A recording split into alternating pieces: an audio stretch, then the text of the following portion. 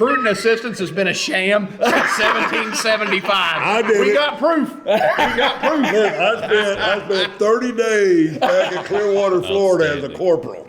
I didn't recruit one motherfucker. Not one. Well, welcome once again to the JC and the Bo Show. Where we at, JC? Man, we are in the bustling metropolis of Hamlin, West Virginia, located in Lincoln County. Post 111, American Legion, the Chuck Yeager post. And what a lot of people don't know is that's the first man to break a sound barrier. And he grew up right down the road here. You could throw a baseball and hit it. Hit his house still here. I don't know if I could now. My elbows are kind of bad in my old age. No, you can't do that, but I understand that. But and here we go. We got our shots, and we're getting ready to start this episode off in a good way. Here's to you. To Chuck Yeager and all the Patriots from the great state of West Virginia. At Post 111.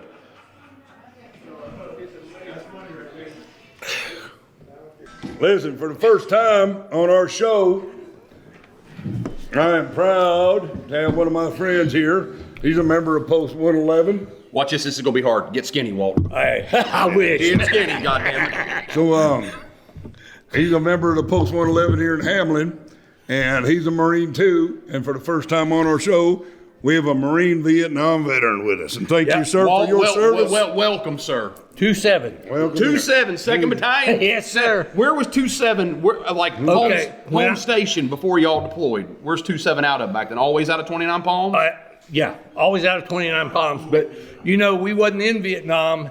And when I went in 72, I was a replacement. They started using Second Marine Division to replace Marines. And so I went there, went to MP school. They needed MPs. And then I went to Vietnam and worked in a place called LBJ, Long Binh Jail. Long Binh Jail. Yep, that was the name of it. I bet that was a good fucking shit. Oh, shit. It was a goat roping. Because that was when the drawdown was starting to happen. Yes, absolutely. Starting to pull. And that's the worst, most dangerous time. Oh, I'll tell you what. You never knew what was coming at you. No, you don't. And we didn't only house Vietnamese. We housed, like if a guy had shot his CO or throwing a grenade in a Marine's hooch, we had those guys too.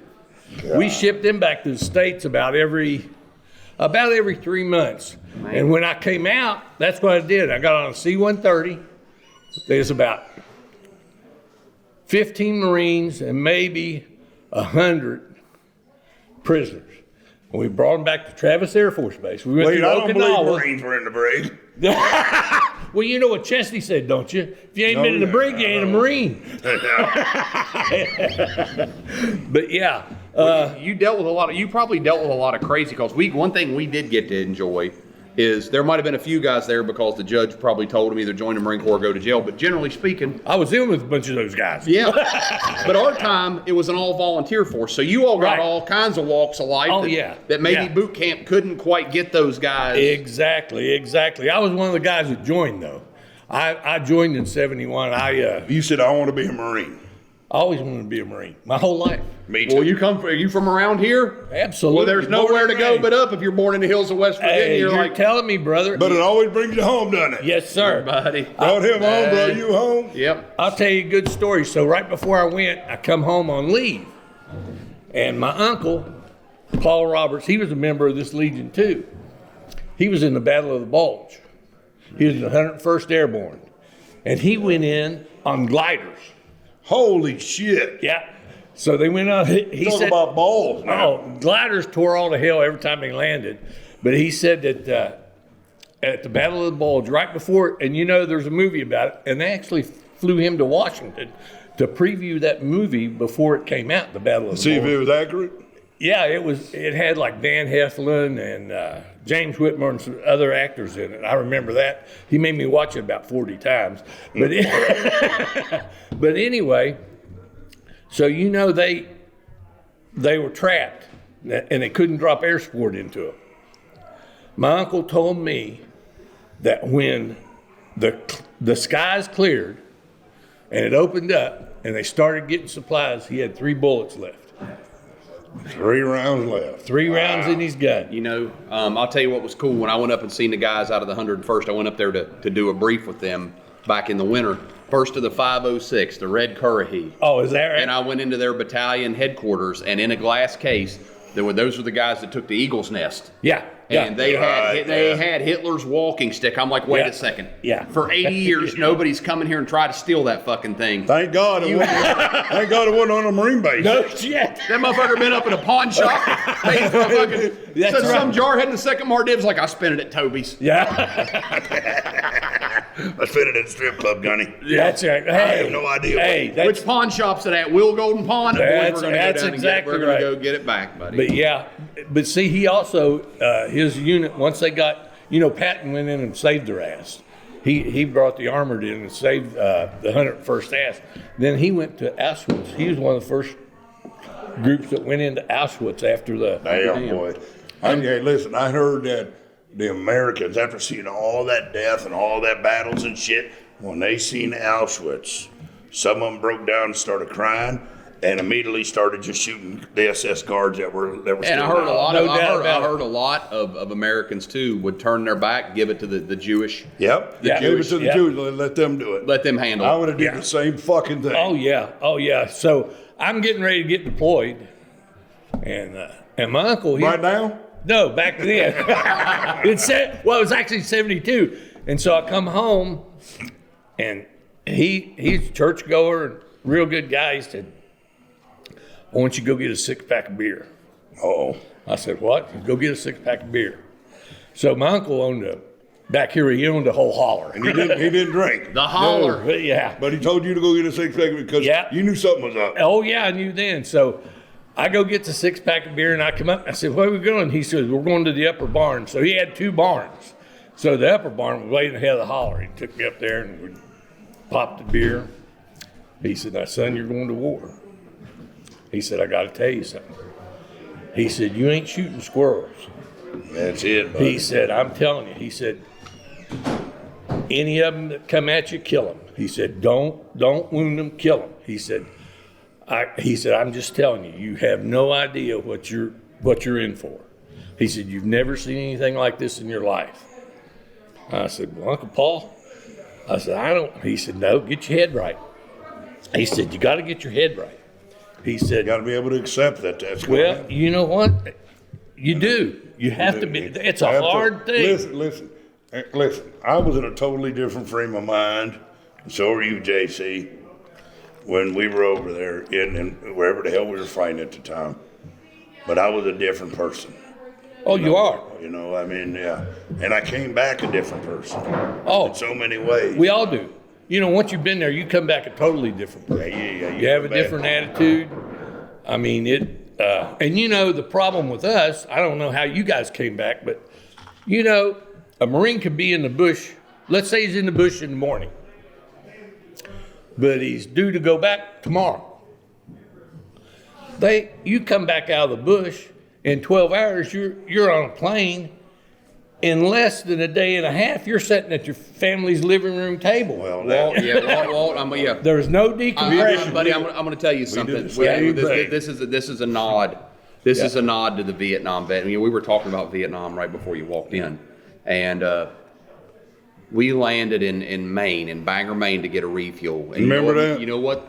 The people in Bangor, Maine were holding up signs, "Welcome home, Marines." They were God clapping bless. for us when we Clapping got off for the us. bird. You Giving us cell phones They to call. giving cell phones to call home. They were Yeah. giving us cold beer. We had the blessing of an America that welcomed us home. Absolutely. And absolutely. so we tip our hat and we salute. And I used to always wonder, the Vietnam vets. I remember I was the drill master, which I'm not the drill master for shit, but I got to be the drill master for the retired Marine ceremony at Right. Camp Lejeune. I got to set up the drill for the cake cutting. Oh, yeah. I'm in line getting a drink, and I'm beside a master gunnery sergeant Vietnam vet that had his only personal award was a Purple Heart. And he had 3 stars on it. He had 4 Purple believe that? Hearts. And I looked up, and I was beside of him. And of course, I've got a little bit of stuff. We've done some things.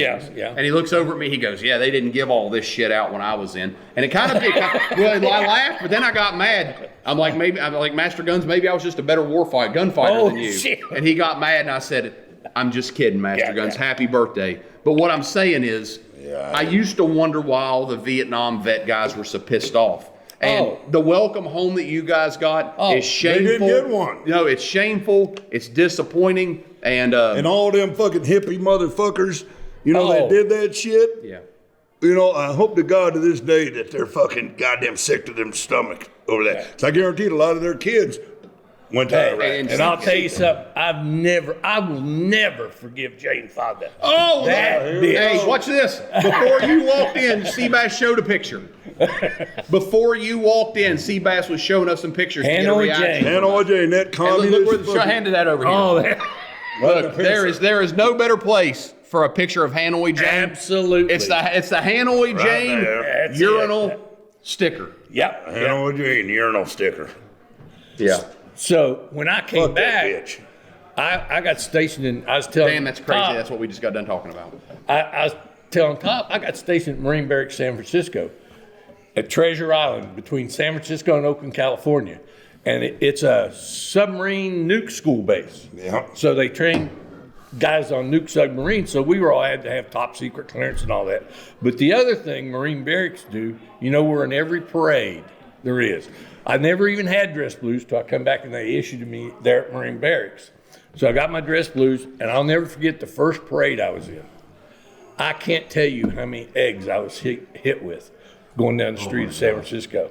My whole unit was just, I mean, they were. Let me tell you covered something. in Oh my eggs. God! How did Let you me not see a swing? motherfucker throw an M&M at a Marine I know. and see what happens. I will beat the fucking brakes off them motherfuckers. Well, you know, I was just back, and you know what I told? I told my gunny, his name was Jerry Lewis. Seriously, Jerry Lewis. Running the old telephone. Yeah, I said, Gunny Lewis, I said, if you just give us a few rounds, we could straighten this out. He said, you know better than that, Marine. But you know, I'll tell you what, that's a hell of a Marine. He's a Vietnam Marine. But let me tell you, we're going through an IG one time. And so, you know, we're all standing tall, and I'm a corporal there standing tall. Well, him and I, we were great friends. I mean, I used to have to sign him in the EM club because he said the best looking women was in the EM club. They wasn't in the staff NCO No, they club. want to go hang out with the old fuckers. No. So I'd sign him in. But anyway, we were great friends. So I'm standing there, and it's an IG. I mean, I'm standing tall. I got my shit together. I'm standing there, and so he's the first one that comes to me down the line, the inspection line. He looks at me, and he goes, Robert, you fucking asshole. I'm standing there. I'm wanting to grin, but no, I ain't grinning. He said, you know what? You ain't nothing but a piece of shit. He took his fist, hit me so hard in the fucking solar plexus. He said, go ahead, bend over. During inspection? Yeah. He said, go ahead, bend over. Show him what a pussy you are. I just stood there. Well, you're showing some old school. I've never heard anybody say they got hit in the solar plexus other than Gordon Soley talking about somebody getting popped in the solar plexus Gordon Soley. in pro wrestling. Well, let me tell you, Marines back then, that was the lick there. get the You old got hit solar the plexus. That's right. 6-inch punch right in the fucking Oh yeah, man. right I no tell you, bread basket, they buddy. make you suck some air. Remember Gunnar Cargyle would punch you and me? Yeah. That's the way he would show he loves. He goes, That's right. He goes, what you doing, He pussy? punched me more than he used to punch us all the time. Yeah. So let me tell you. JC, how you doing, buddy? Bo, how you? Pow. Yeah, so old Gunny Lewis, he traded cars. He had a brother-in-law in Philadelphia. And He had a what? He had a brother-in-law in Philadelphia. He traded cars. He said, Robert. So I said, yeah. He said, you going on leave? I said, yeah, Gunny, I'm going on leave. How long are you going for? I said, I'm going for 10 days. He said, I need you to do me a favor. I said, what's that, Gunny? He said, how you getting to West Virginia? I said, I guess I'm going to fly. He said, nope, you're going to drive. I said, what? He said, you take that old piece of shit I've been driving. I'm going to give you an address. You find it in Philadelphia. Get my new car. And I said, Gunny, you're going to let me drive your... He said, yeah, and if there's a scratch Are you on out it, of your kick mind? your ass. You know what? He let us have it. And you drove it to West Virginia? Me? And then drove it all the way back? I drove it. We went... I had... A Gunny did this. Yeah. Did Gunny charge you leave for those days of travel? Absolutely. What'd you get, 2 days in West Virginia? Yeah. But no, I cheated him. Let me tell you how I ripped him off. So Here we go. I went to Philadelphia, and then I drove back. There was two of us. I had a Marine from Fairplain, West Virginia, with me. We know where Fairplane's at. Yeah, he and I was stationed together. So we went. I went from Philadelphia to Fairplain, dropped him off, come home. So my sister was first year of college. She was dating a recruiter. Oh. And I said, sis, I've only got 10 days leave, and I've already used up 3 because driving back here took me 3 damn days. Yeah. And she says, she talked to the recruiter. He said, I can get him 5 days more. Recruiter's assistance. Yeah. So I told my buddy, I said, you want another 5? He said, absolutely. I said, we're going to get it because he's going to put our name on these 2 recruits enlistment papers. But hey, recruiting assistance has been a sham since 1775. We got proof. We got proof. Look, I spent 30 days back in Clearwater, Florida as a corporal. I didn't recruit one motherfucker. Not one. And I bet you didn't spend any time in the bars. But you know what? Hi, buddy. But you know, Top, I'll tell you something. The deal was you spent that time, I mean, the way a Marine should. I spent that time chasing ass. That's right. And drinking and, I throw on them dress blues, buddy, and go hang out. Somali vet. Yeah. Oh, brother. I'd be like, look. Oh, my God. I told people, a lot of people don't know. So back when I was in. I got piss break, boys. Okay, I was telling Top, so when I was in, and when I went to Marine Barracks, they actually was a flyer that came around. If on Marine Corps birthday, if you had your dress blues, you could go in the Playboy Club for free in San Francisco. No shit. Yeah, and that was all over. Any Playboy Club in the United States, they let Marines in on their birthday if they had dress blues on. No shit. That's fucking pretty cool. Oh, well, that said something. I'm sure a young corporal's like, man. Oh yeah. He goes, I'm gonna be covered up in the old poon. Well, you know what? The problem is you don't want to go to the ball by yourself. I had a date, you know. I said, so I said, I got this invite to the Playboys Club. She said, well, I've never been. I want to go too. I went, okay, here we go. Come on with it. That's come right. On Bring it. But yeah, I had a typical Marine Corps wedding. Corporal. My best man was a Creek Indian named Wilbur Gouge. He was a corporal. I can't tell you, I would never admit to him taking scalps in Vietnam, but that was possible. He is from Tishomingo, Oklahoma. He is a full-blooded Creek Indian. That was my best man. No shit. Yeah, he was a great guy. I would have taken a bullet for him in a heartbeat. I mean, I tell you what, he was the type of guy. He was a Marine's Marine. He really was. You know, I think through the generations, I think what we can all appreciate as Marines, and not to say that other services don't have it, but you appreciate the brotherhood. Absolutely. You know. Yeah. And and you know, when you meet a Marine, he's already a brother. You just. Yep. That's it. You've sweat the same sweat and you've bled the same blood. And I love it when people start to talk and they're like, you guys just act like you've always known each other. Well, it's close enough. Yeah. It's close enough. That's right. You know, and it's you find that there's a lot of common ground in that. And well, you know, we're our own cult. Man, Walt, I'm telling you, we hit everybody with that when it comes to the Marine thing. That's right. Everybody else serves. We start out as a cult. Absolutely. Because we indoctrinate our recruits. Coors Light for me, brother. Yeah, I know. Miller, yeah. No. Yeah, well, that's we indoctrinate people. Absolutely. I mean, Bo and I were drill instructors, so you're indoctrinating them into a culture. Absolutely. I'll tell you what, I told people when I came out of boot camp, I said a communist bullet can't fucking kill me. I said, communists never made a bullet to kill my ass when I got out of boot camp. I was ready. Everybody's ready to get out of boot camp. Stock, cocked, locked, buddy. I tell you, and I know they think it's a little strange, but we all like the fight. We've got almost 70,000 people following the show now. Yeah. And so we threw up that we were going to be interviewing a Vietnam War veteran. Right. And these are some questions from some listeners, okay? Yeah. So the first one is, what were the hookers like? What were they? What were the hookers like? They were beautiful and continuous. Listen, me and JC are happily married men. We don't want to talk about hookers and anything of ill repute. Oh, no, me neither. Oh, look at this. Look at here. But watch that. He dropped it. It's like Christmas. Oh, Lord. It's like Christmas. Look at all this.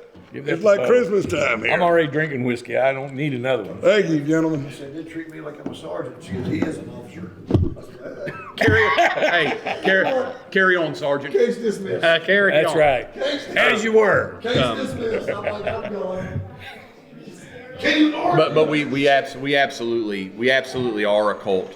Yeah. There's And- no and, doubt you know, about it. I mean, look at this. I've never met you before. You jumped right in here ad hoc, right into the and you're right, and you're like we've known you all our life. Absolutely. Well, we're brothers. And you're always Here we go. you'll always be in our circle, and I hope to always be in yours. Absolutely, Amen, brother. Absolutely, Semper Fidelis. Semper Fi. Hoorah. Walt.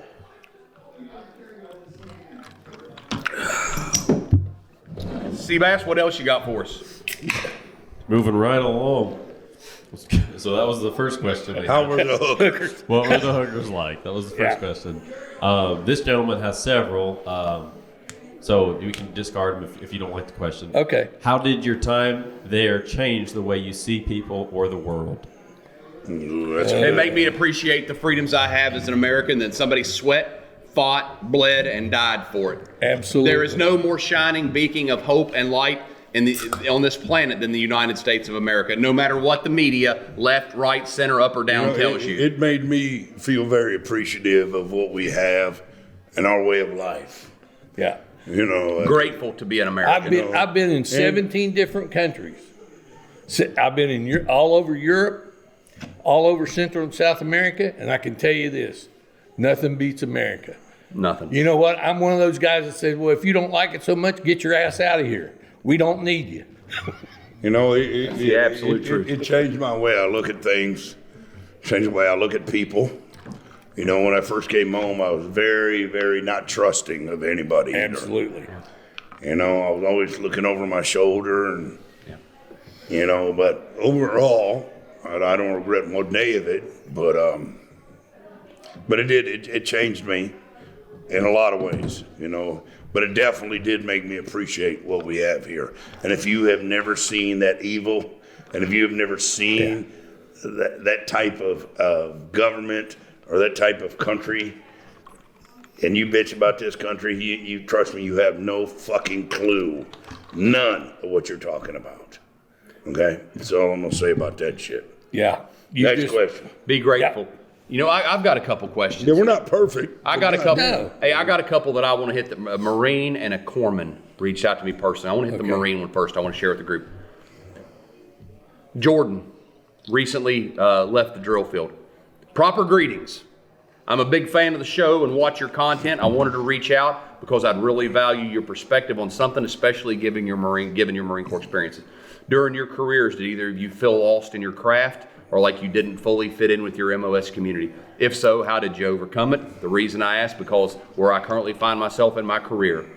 A little background on me: I've been on active duty for 11 years. I'm currently a staff sergeant, and I lat moved from one field to another. I decided to lat move in an attempt to reignite some excitement and purpose in my career.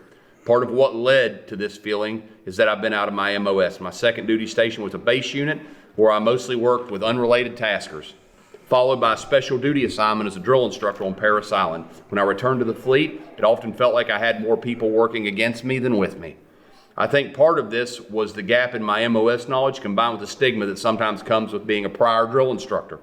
Instead of being given time or opportunities to relearn my craft, I often found myself placed in filter billets like training, safety, and similar roles. That's a big reason I decided to lat move.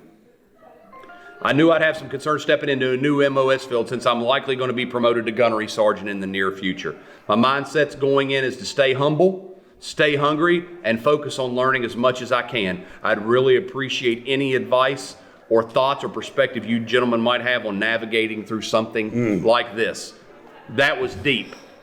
Buddy, that is deep right there. Well, I hit the guy back. Now, lo and behold, I looked at the gunny list, Jordan. Is he on it?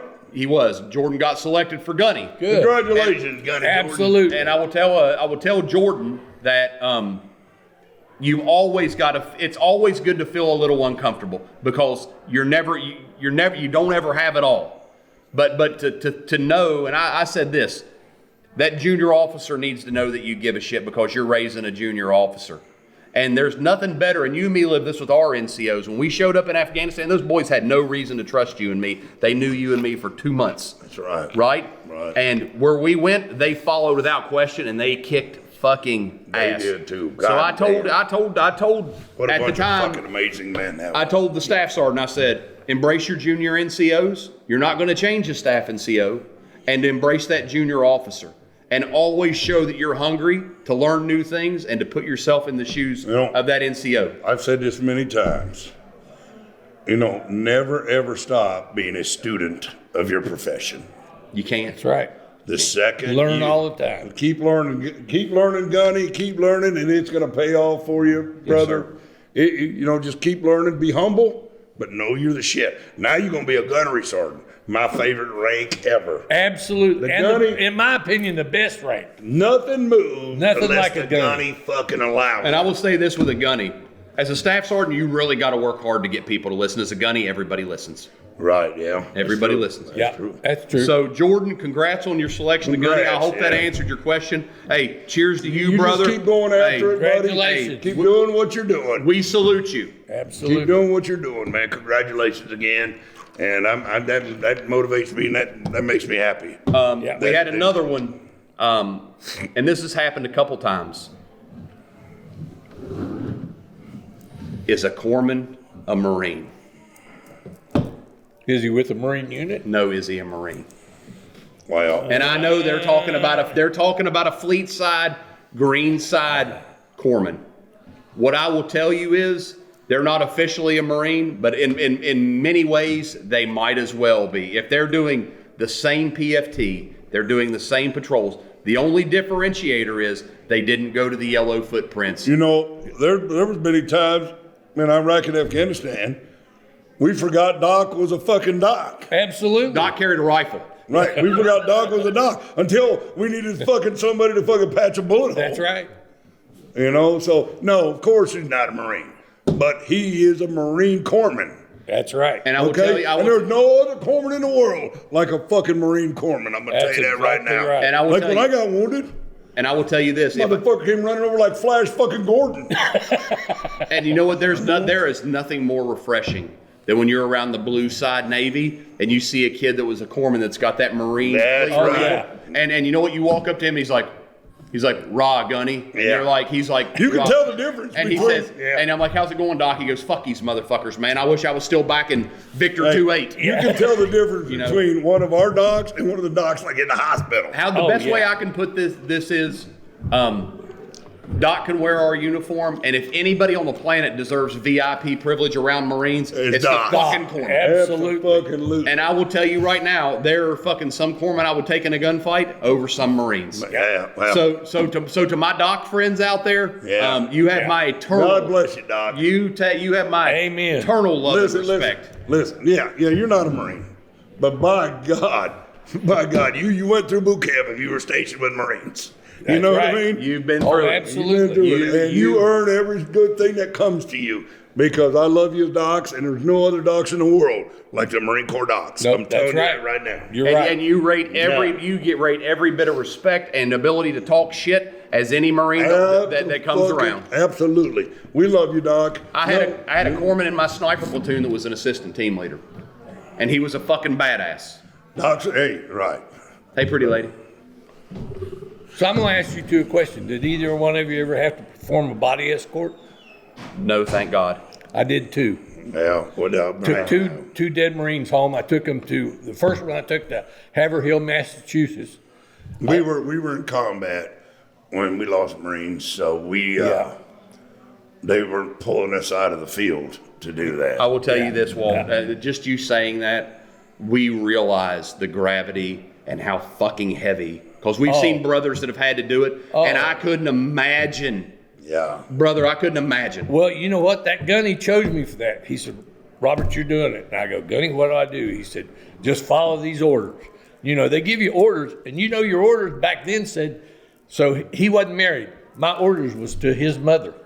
And I had to get her to sign off on them before I could come home. So, you know, what you do, of course, you're in your dress blues, and they bring him to the airport. You know, you have to supervise the loading. You got to make sure he goes in head first. You got to get up inside there and make sure he's head first when the plane flies. Right. Nobody you in mine got off the plane until I did. I mean, the pilot had them all wait until I went down to see the Marines unloaded. And it was the saddest one I was on. That was Haverhill, Massachusetts. That Marine had got killed in Okinawa. He'd been on a motorcycle crash.